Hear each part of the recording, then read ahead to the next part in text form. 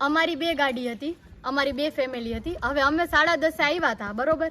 હવે 10:30 આવ્યા અને અમે અત્યારે મતલબ અડધી કલાક પહેલા અમે બહાર ગયા તો અમારી ગાડી તૂટેલી હતી. મારી નવી ગાડી છે, મારી હજી નંબર પ્લેટ નથી આવી.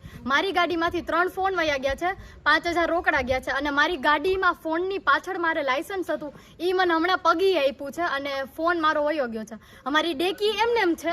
હવે લોક ખોલીને કોક લઈ ગયું છે એ નથી ખબર ને. મારા જે ભાઈ છે એની તો આખી ડેકી ખુલી ગઈ છે ને એમાંથી 15000 રોકડા ઉપડી ગયા છે ને એટીએમ કાર્ડ ઉપડી ગયા છે.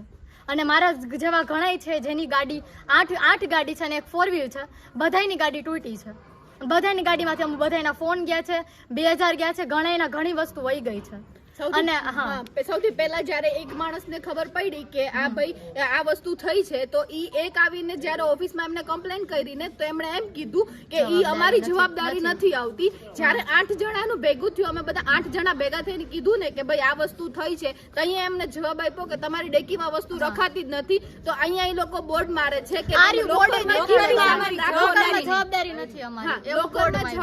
અત્યારે ટોટલ 10 મોબાઈલ ગયા છે અને 8 ગાડીની ડેકી તૂટી છે અને 35000 જેવા રોકડા વહી ગયા. મારી તો નવી ગાડી, જવાબદારી કોણ લેશે? વોટર પાર્કના જે માલિક છે, મેનેજર છે, એ લોકો સામે જ નથી આવતા. એના બધા સ્ટાફ જ આવે છે.